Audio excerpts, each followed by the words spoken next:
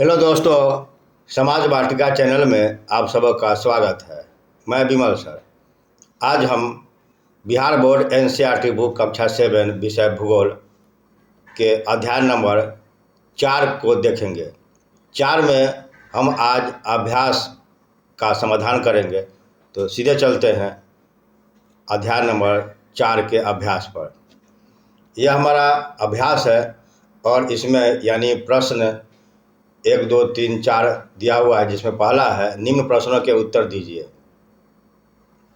क, वायुमंडल क्या है? ख, वायुमंडल का अधिकतर भाग किन दो गैसों से बना है? ग, वायुमंडल में कौन सी गैस हरित गृह प्रभाव पैदा करती है? घ, मौसम किसे कहते हैं? च, वर्षा के 3 प्रकार लिखे। छ, वायुदाब क्या है? तो अब सीधे चलते हैं इसके उत्तर पर।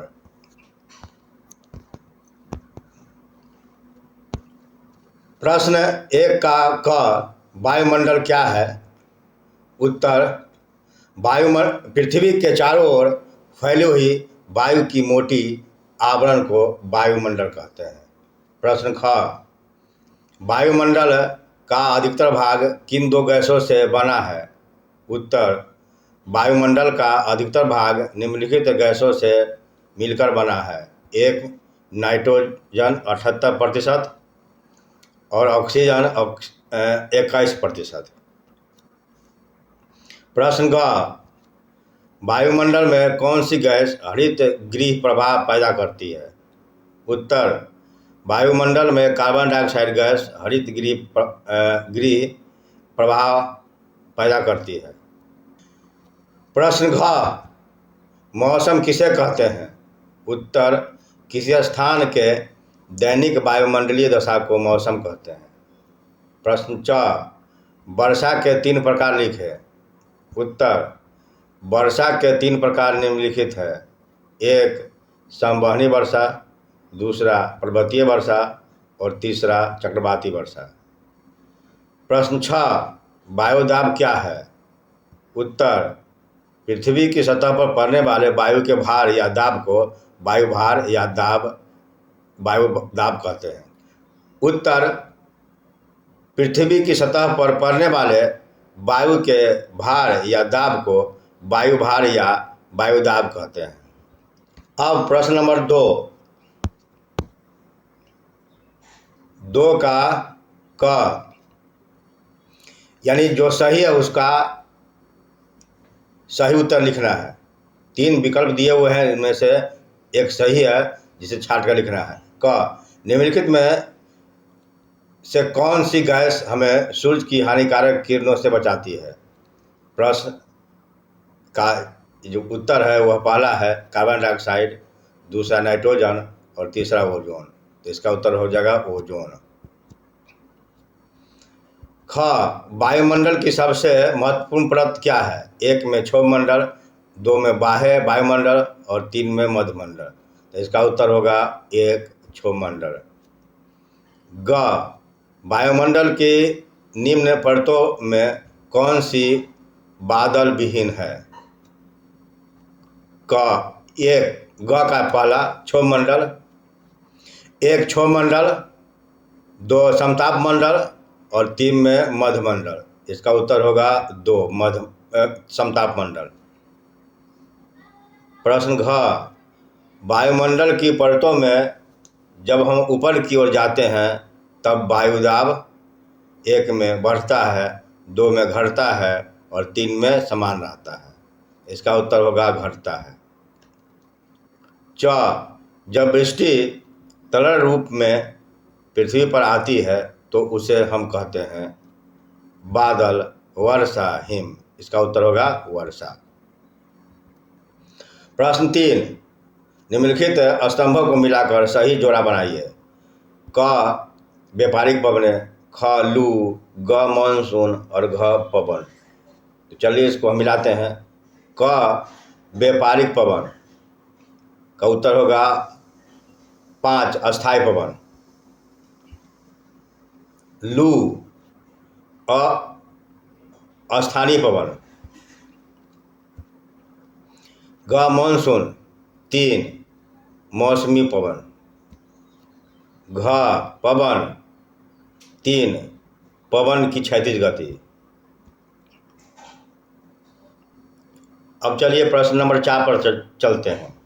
कारण बताइए। क आर्द्र दिन में गीले कपड़े सूखने में अधिक समय लेते हैं। ख भूमध्य रेखा से ध्रुव की ओर जाने पर आतपन की मात्रा घटती जाती है। आतपन मतलब सूर्यातप।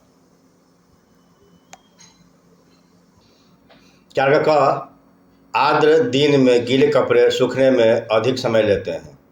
उत्तर आर्द्र दिन में वायुमंडल में जलवाष्प अर्थात आर्द्रता की मात्रा अधिक होती है।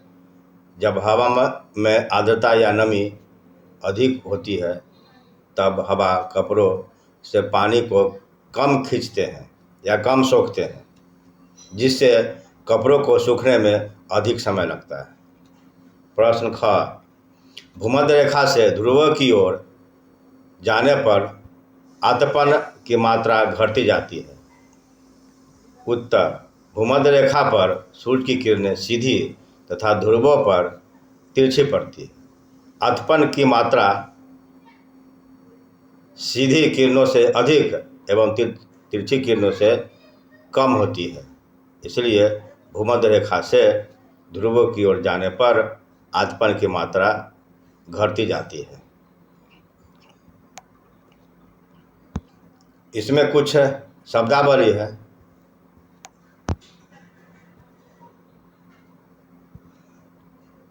जिसे हम देखते हैं, यह शब्दावली इसी चैप्टर या चैप्टर नंबर 4 के हैं। चलिए, वायुमंडल एटमॉस्फेयर, भूमंडलीय तापन ग्लोबल वार्मिंग, क्षोभमंडल ट्रोपोस्फेयर, समताप मंडल स्ट्रेटोस्फेयर, मध्यमंडल मेसोस्फेयर, बाह्य वायुमंडल थर्मोस्फेयर, बहिर्मंडल एक्सोस्फेयर।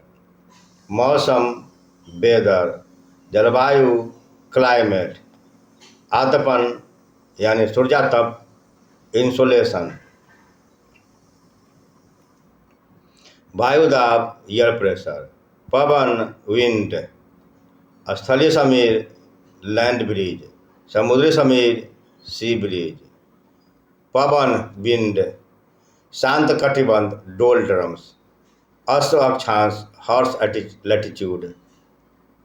व्यापारिक पवन ट्रेड विंड, पछुआ पवन एंटी ट्रेड विंड, ध्रुवीय पवन पोलर विंड, लू चक्रवात साइक्लोन, तापमान टेम्परेचर, संवहनी वर्षा कन्वेक्शनल रेन, पर्वतीय वर्षा रिलीफ रेन, चक्रवातीय वर्षा साइक्लोन रेन। पछुआ पवन को हम फिर कहते हैं वेस्टर्लीज और ध्रुवीय पवन को ईस्टर्लीज। तो इसी के साथ हमारा यह वीडियो समाप्त होता है। मिलते हैं अगले वीडियो में, लेकिन चलते चलते आपसे रिक्वेस्ट है कि इस चैनल को आप सब्सक्राइब कर दें तथा इस वीडियो को लाइक और शेयर कर दें। तो इसी के साथ मिलते हैं अगले वीडियो में। तब तक के लिए जय हिंद, जय भारत।